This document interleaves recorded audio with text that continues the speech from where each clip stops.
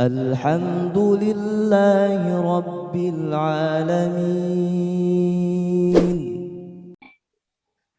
Assalamualaikum warahmatullahi wabarakatuh. Selamat pagi, siang, sore, dan malam untuk para pendengar podcaster dimanapun kalian berada. Kembali disiarkan langsung dari official akun YouTube Broadcasting TBI, edisi Kamis 14 April 2021 bersama saya, rekan podcaster Dewi Semarang Faza. Dalam program lulus kuliah sudah, terus apa? Karena sejatinya perjalanan hidup manusia itu akan selalu dihadapkan pada hal baru yang tidak akan ada habisnya. Setelah menyelesaikan satu pekerjaan, urusan atau masalah, pasti kan akan muncul awal permulaan yang baru. Because love is never fair.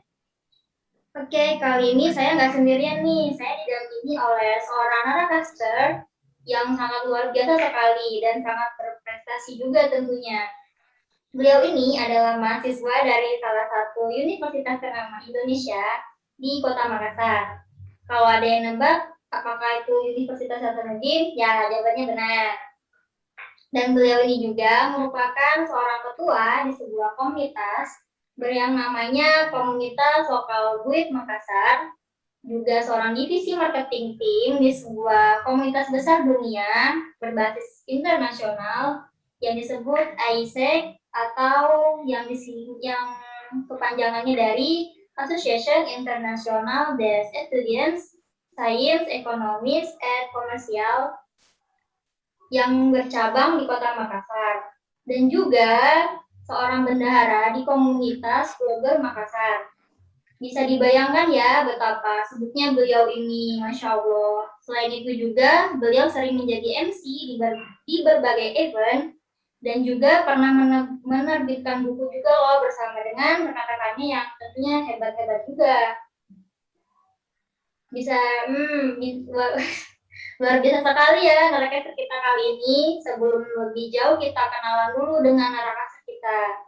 Halo Kak Raya, apa kabarnya? Halo, baik. Oke, mungkin bisa memperkenalkan diri dulu sekaligus menyapa para podcaster di rumah. Oke, halo para podcaster. Perkenalkan, nama saya Muhammad Riyadi. Tapi saya biasanya dipanggil Raya karena saya punya nama penulis, writer name atau author name itu Raya Akaputra. Keseharian saya sih mahasiswa, tapi memang seperti yang disebutkan Fasal tadi, ya nggak berprestasi banget sih ya, lumayan lah. Tapi ya saya aktif di beberapa organisasi, seperti ya disebutkan tadi AIESEC, kalau saya sekarang saya juga pemandu wisata di Makassar, dan juga saya juga seorang blogger di www.situsraya.com.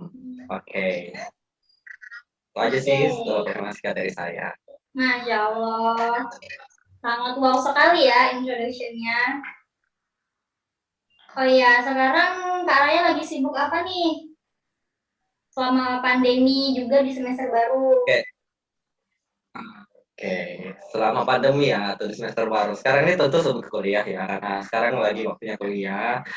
Tapi kuliahnya online karena di Makassar kondisi pandemi masih ya begitu-begitu aja. Dan selama pandemi sih sebenarnya kesibukan saya itu berkurang dibandingkan sebelum pandemi, karena saya kan dulu pemandu wisata ya sebelum pandemi. Jadi selama pandemi ini saya nggak ada pemandu lagi sih. Tapi ya komunitas yang saya jalankan seperti Lokal Guides Makassar, di mana komunitas buat bervolunteer di Google Maps itu masih saya jalankan, karena kami itu membantu orang-orang di Makassar untuk mendapatkan tujuan mereka melalui Google Maps. Dan kesibukan selama pandemi selain itu sih, saya kuliah saya lebih fokus di ISEC akhir-akhir ini, karena saya salah satu ketua divisi di marketingnya, dan saya berfokus untuk memperkenalkan program-program AIESEC seperti proyek-proyek sosial yang mereka jalankan di Kota Makassar khususnya, dan juga saya masih aktif di blog, menuliskan beberapa artikel, dan ya melakukan beberapa hal di sosial media. Seperti itu sih, kesibukan akhir-akhir. Sibuk-sibuk amat. Masya Allah. Kemarin saya juga ada tuh baca satu artikelnya yang tentang drama Korea Startup. Ngakak ya, ngakak ya. Iya, oh iya, ya kalau kalian tertarik buat baca review atau mungkin itu ada sih di blog saya, www.situsraya.com. Mampir ya guys. Nanti saya promosiin juga ya sekarang blognya. Oke, thank you.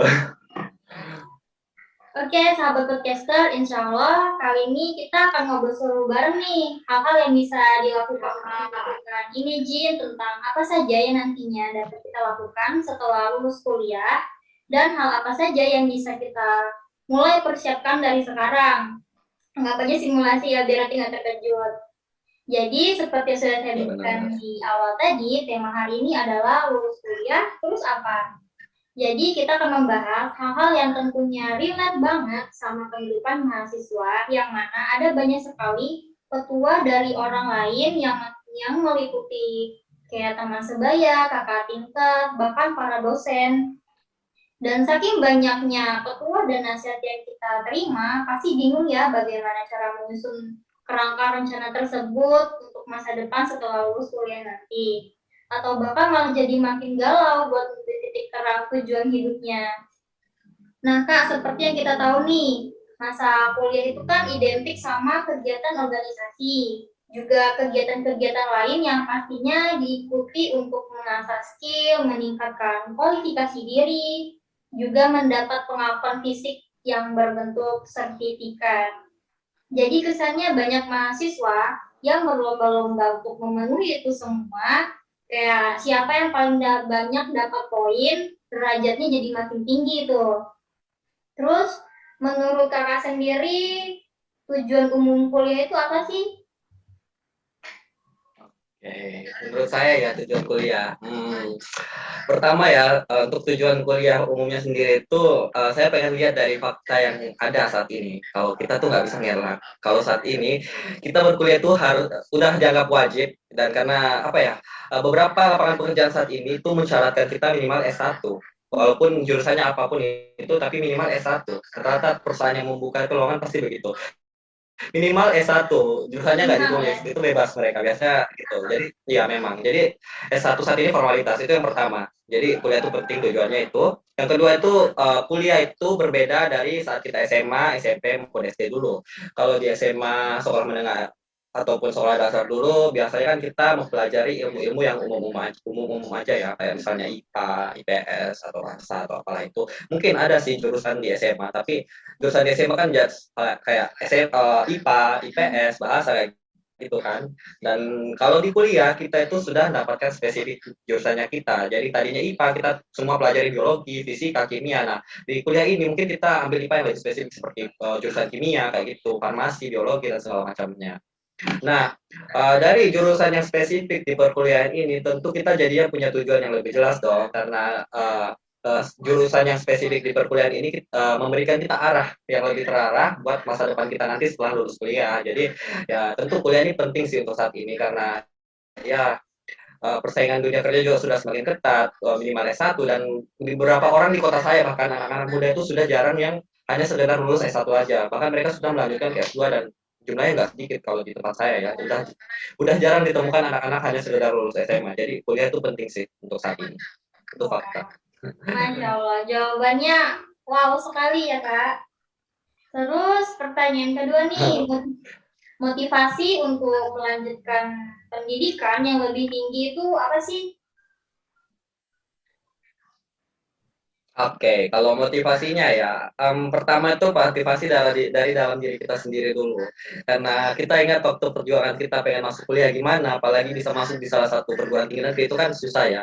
Kita bayangin pasti beberapa teman-teman kita itu nggak bisa berkuliah seperti kita, di luar sana banyak menangis karena gagal untuk masuk perkuliahan seperti kita itu pasti itu motivasi buat diri kita sendiri untuk lebih bersyukur karena kita bisa berkuliah, itu pertama.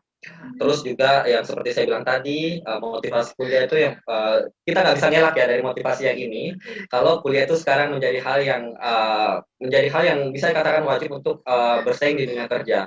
Orang yang berkuliah aja S1 belum tentu bisa mendapatkan kerja yang layak. Apalagi mereka bukan saya apa ya, tapi apalagi kalau kita tidak melanjutkan ke jenjang pendidikan ini seperti itu sih yang saya maksud. Dan juga kuliah itu motivasi dari dalam diri saya sendiri itu kuliah menjadi wadah yang baik untuk kita persiapkan diri kita untuk dunia yang lebih profesional karena kita punya spesifik jurusan terus apa ya kita juga dihadapkan beberapa masalah problem solving kita dilatih di perkuliahan jadi itu penting banget sih dan itu menjadi motivasi buat berkuliah lebih baik lagi itu sih. Masya Allah, Terus yang selanjutnya nih, tentang fasilitas apa aja sih yang dijanjikan oleh kampus? Kalau kita lanjut kuliah tuh pasti ada Fasilitas ya, kan Kak. benefitnya gitu. Ah ya, pasti pasti dan fasilitas yang ada di sekolah menengah dan di kampus tuh sangat berbeda tentunya ya. Kalau di kampus saya sendiri di Universitas Hasanuddin itu sesuai akreditasinya materi dan apa ya keilmuannya itu dari perkuliahan yang kami dapatkan itu tidak pernah kurang. Bahkan dosen pun juga satu mata kuliah itu 3 dosen. Jadi jarang banget kalau di kampus saya pribadi itu jarang banget mata kuliah yang kosong. Pasti ada aja yang isi kayak gitu. Terus fasilitas lain seperti ya kayaknya kalau di kampus ya fasilitas itu kita lebih buat melatih kemandiriannya para mahasiswa karena kalau di sekolah kan kita selalu diarahkan nih buat kerja bakti bersih-bersih ini ataupun lakuin itu. Kalau di kampus mungkin ada training statis, tapi kita harus punya kesadaran sendiri nih buat tidak nggak mau buang sampah sembarangan ataupun melakukan hal-hal yang merusak kampus karena ya kampus itu sebenarnya kita nggak diarah-arahkan kan seperti sekolah. Jadi tentu fasilitas yang kita dapatkan di kampus itu berbeda karena itu untuk melatih kemandirian kita pertama, yang kedua. Terus juga fasilitas penunjang khususnya di era pandemi ini. Kalau dulu kan kita butuh kelas yang memadai, pendingin ruangan ataupun kursi-kursi yang baik. Tapi kalau di pandemi sih mungkin fasilitas berupa kayak Zoom dari kampus, terus website kampus buat ngumpulin tugas ataupun akses materi itu selama pandemi sih menurut saya lancar-lancar aja dari kampus. Mungkin di awal-awal pandemi dulu sempat ya agak down server dari website kampusnya saya ini, tapi udah difixkan dari kampus karena ini kan situasi darurat ya, jadi perlu harus apa ya mereka harus memfixkan ini untuk menghadapi situasi seperti saat ini. Jadi so far so good sih untuk fasilitas yang dikasih kampus saya. Ya paling nih kalau masalah yang kekurangannya paling dari sistem di kampus itu apa ya lebih sering mengedepankan sistem inisiatif mahasiswa. Jadi biasa tuh kalau dosen-dosen saya ya dia ngejelasin tuh nggak lengkap terus ngasih tugas. Nah setelah ngasih tugas itu tuh biasa mereka ngasih tugas yang tidak mereka jelaskan, yang belum mereka jelaskan. Kenapa? Karena katanya itu untuk melatih kemandirian inisiatif dari mahasiswa. Katanya self learning sistemnya. Jadi setelah kita mengumpulkan tugas baru dapat penjelasan dari dosen. Seperti itu sih. Jadi walaupun itu mungkin agak sulit ya untuk beberapa mahasiswa, tapi ya seperti itu mungkin dari saya pribadi juga kurang nyaman sih untuk materi yang belum disampaikan, tapi kita sudah dikasih tugasnya. Ya, ya seperti itu sih fasilitasnya sendiri. Jadi kalau misalnya itu disuruh belajar mandiri sendiri gitu ya. Ada sih, pasti dosen menjelaskan datang. Cuman dosen tuh kayak menjelaskan garis-garis kasarnya. I don't know, mungkin karena ini jurusan saya ilmu pemerintahan, jadi kita tuh lebih sering menganalisis pribadi. Karena kan pemerintah kan agak sentimen sama politik sedikit ya. Administrasi ada, politik ada. Nah, untuk politiknya ini kita lebih sering dilatih untuk menganalisis. Tapi kalau yang saya ketahui dari UNAS itu memang kita lebih dikedepankan self learning dari mahasiswanya pribadi. Jadi mahasiswa tuh sudah dikasih akses buat fasilitas kayak website untuk mengakses apa ya tadi materi-materi pelajaran. Jadi mahasiswa tinggal mencari di situ ataupun ke perpustakaan kampus. Oh iya, kalau tambahan dikit ya untuk fasilitas mungkin networking dan apa ya unit kegiatan mahasiswa di kampus saya UKM. juga lumayan bagus banget karena iya UKM maksud saya unit kegiatan mahasiswa itu beragam banget. Jadi pasti UKM dari fasilitas yang ada itu apa ya pasti bagus buat mengembangkan skill-skillnya kita karena ya UKM di kampus saya juga well developed banget dan fasilitatif banget lah mereka. Jadi apapun yang dibutuhkan dari UKM selalu disediakan. Jadi ya bagus lah untuk penunjang selama kita kuliah. Masya Allah, jawabannya sangat mendetail ya Kak. Terus ada lagi nih tentang siang ini topiknya agak beda ya. Apa aja sih Nggak benefit apa-apa deh. yang bisa didapatkan dari ikut organisasi? Terus apa Oh, semua benefit itu bisa diaplikasikan ke real life gitu? Kan nggak mungkin oke. kalau ikut organisasi cuma najang nama doang gitu. Bener banget, bener tuh setuju ya. Kita kalau organisasi itu nggak bisa cuma join doang tapi nggak ngapa-ngapain itu bukan organisasi namanya. Dari pengertian organisasi itu sendiri tuh organisasi nggak bisa kita cuma numpang doang ya kan. Pasti ada timbal balik di dalamnya ataupun kita mendapatkan sesuatu dari organisasi itu. Untuk benefit dari ikut organisasi ini sebenarnya banyak banget sih, susah dijawabkan satu-satu karena mulai dari skill baru, habis itu pengetahuan baru, kita juga dihadapkan beberapa problem solving, kita ketemu hal-hal baru. Mungkin saya selama berorganisasi itu sebelumnya nggak ngerti beberapa hal, tapi setelah ikut organisasi jadi ngerti. Dan yang paling penting nih, di organisasi kita dapat networking yang baru, kita dapat teman-teman yang baru, backgroundnya macam-macam, usianya juga macam-macam. Aku nggak ngomong organisasi yang di kampus doang ya, tapi yang tingkat komunitas di kota misalnya, kita dapat hal-hal yang baru tuh. Di kampus juga sama sih kan, kita backgroundnya beda-beda ya, daerahnya beda-beda, jurusannya, musiknya juga beda-beda, dan tentu itu bakal melatih kita untuk bagaimana sih menghadapi berbagai orang yang beda-beda latar belakangnya ini. Misalnya kita beda usia, beda jurusan, terus kita pasti bakal terlatih untuk berkomunikasi, public speaking kita juga tuh bakal lebih terlatih lagi, karena kita dihadapkan dengan networking yang beragam seperti itu. Kalau di organisasi saya sendiri, saya apa ya, menghadapi beberapa masalah, dan dari masalah-masalah itu saya jadi ngerti cara menghadapi kalau saya punya masalah ke depannya, dan itu penting. Terus yang seperti yang saya bilang tadi, skill baru, karena setiap organisasi pasti menawarkan kita skill yang berbeda-beda. Dan itu nggak sama ya kan. Misalnya kita UKM fotografi ya, pasti kita skill kita di fotografi bakal meningkat. Misalnya UKM debat bahasa Inggris, oh, tentu kemampuan public speaking kita dalam berbahasa Inggris bakal terimprove, dan semuanya itu pasti bakal berguna buat masa depan pekerjaannya kita nanti, karena kita punya CV, dan CV itu pasti menjadi riwayat yang sangat penting untuk para recruiter nanti mempertimbangkan kita layak nggak masuk di perusahaannya mereka kayak gitu. Misalnya aja ya, contoh, saya kasih contoh lagi nih. Saya kan jurusannya ilmu pemerintahan nih, Ya. tapi selain menjadi prospek menjadi apa ya, aparatur sipil negara ataupun bagian dari pemerintahan, saya juga punya mimpi selain itu doang, yaitu misalnya menjadi seorang digital marketer ataupun menjadi apa ya, HRD. Dan latar belakang saya ini mungkin nggak memungkinkan ya untuk nggak apa ya, jadi digital marketer ataupun HRD mungkin nggak terlalu memungkinkan, karena ilmu pemerintahan masuk HRD, jadi digital Beda marketing gitu. gimana? Beda banget gitu kan.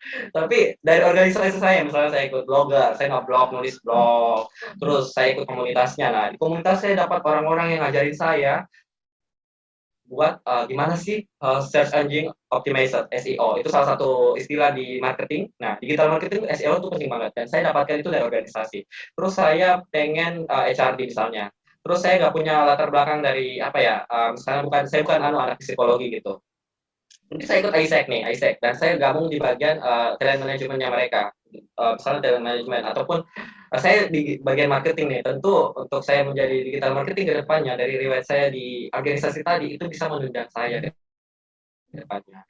Tapi seperti yang saya bilang tadi nih, S1 saya bisa jadi hanya formalitas, karena organisasi ini bisa membantu saya untuk pindah bidang dari jurusan saya itu, kayak gitu sih.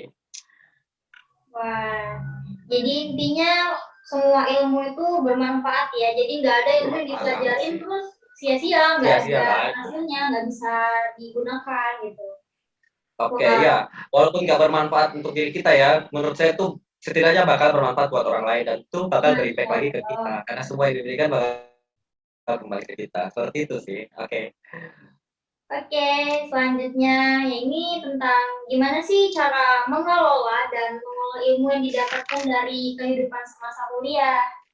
Soalnya kan ada tuh yang beberapa orang yang mereka punya pemahaman yang cukup bagus, cuma kayak jiwa sosialnya kurang gitu. Jadi ya udah ilmu buat diri sendiri gitu. Terus ada juga yang jiwa sosialnya tinggi mau berbagi, cuma dia sendiri bingung gimana nih cara berbaginya. Dia nggak bisa, kurang bisa Benar ya. mengapresiasikan gimana cara membagi ilmunya ke orang lain gitu. Ya, Gimana benar. nih kalau menurut Raya? Uh, Kalau dari saya ya, untuk mengolah ilmu yang kita dapatkan itu, pertama, ilmu itu bagi saya itu bukan sesuatu yang datang untuk kita. Ilmu itu harus kita cari. Karena kalau ilmu yang datang ke kita, biasanya kita tuh ogah-ogahan. Biasanya kita misalnya contoh, Mager ya.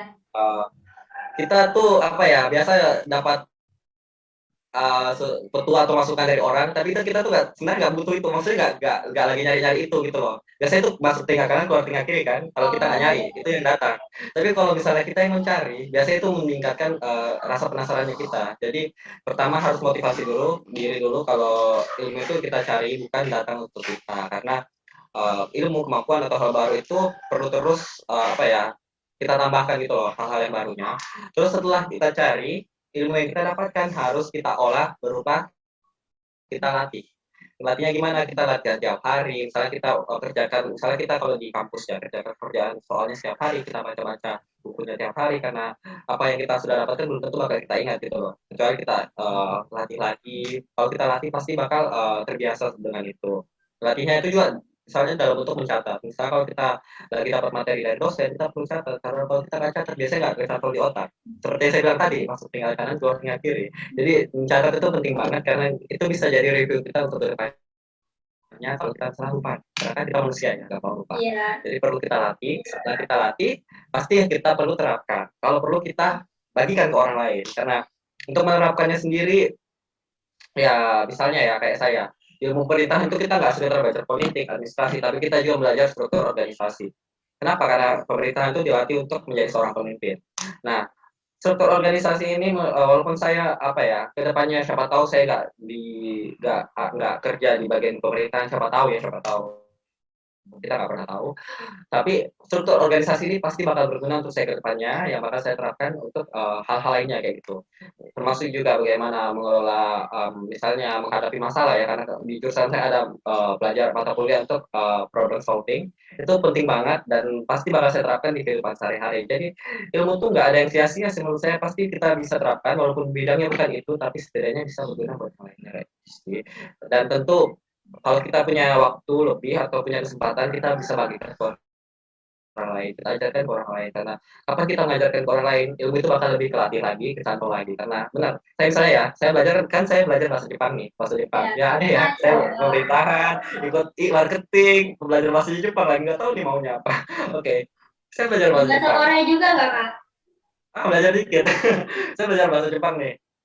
Saya udah belajar nih N5, bagian N5 udah belajarin 21 bab lah belajarin.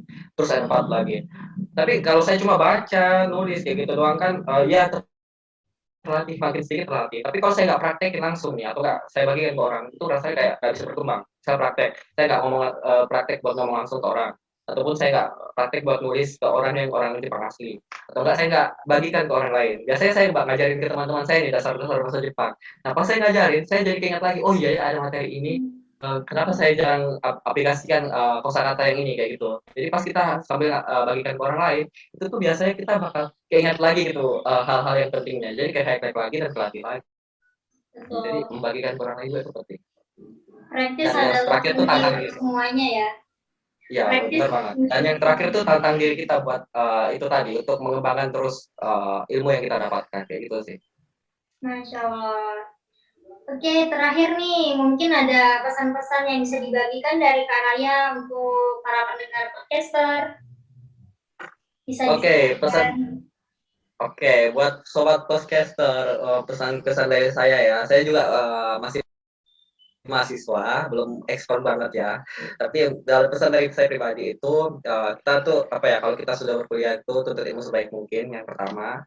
Karena kita nggak semua orang punya kesempatan yang sama seperti kita, jadi manfaatkan waktu kita ya, di perkuliahan. Nggak usah terlalu terlena dengan waktu, siapa tahu ada di antara kalian yang kayak aku salah jurusan nih, aku kayak gini, nggak usah terlena kayak gitu karena nggak ada ilmu yang sia-sia. Jadi kalau misalnya kalian udah semester akhir ya udahlah, jalanin aja itu kuliahnya sampai selesai sambil seperti tadi kita berorganisasi buat dapatkan hal-hal baru karena walaupun kita S1 nggak sesuai bidangnya tapi kita punya organisasi yang membackup kita untuk masuk di jenjang karir yang kita inginkan. Jadi jangan ragu buat lanjutkan perkuliahannya, tetap semangat berkuliah, motivasi dirinya, bersyukur dan juga jangan ragu untuk ikut organisasi karena organisasi itu benar-benar penting untuk masa depannya kita. Itu sih saya. Masya Allah, jawabannya sangat wow sekali ya. Oke, saya juga mau nambahin nih. Jadi karena hal Ya, yang lebih silakan. penting daripada hasil adalah proses, di mana dengan menjalani banyak proses yang lebih panjang dari orang lain, sebenarnya itu bisa memberi kita waktu yang lebih untuk memahami. Ya, benar banget Berjalan tuh lebih proses. lambat dari orang lain itu bukan sesuatu hal yang buruk, ya patut untuk dijadikan sebagai, aku malu nih, Ya temanku udah benar. begini tapi aku belum bisa. Jadi kita bisa lebih bijak dalam memaknai, kita bakal paham. Kalau kita berjalan lebih lambat, kita bakal bisa melihat hal-hal yang lebih banyak di sekitar kita. Terus untuk para pendengar podcaster mungkin cukup sampai di sini dulu ya obrolan kita dalam podcast kali ini. Semoga kita bisa bertemu di lain kesempatan ya Kak. Dan juga Ya, jangan lupa makasih. subscribe akun YouTube-nya. Makasih. Wassalamualaikum warahmatullahi wabarakatuh. Oh ya, selamat menunaikan ibadah puasa ya.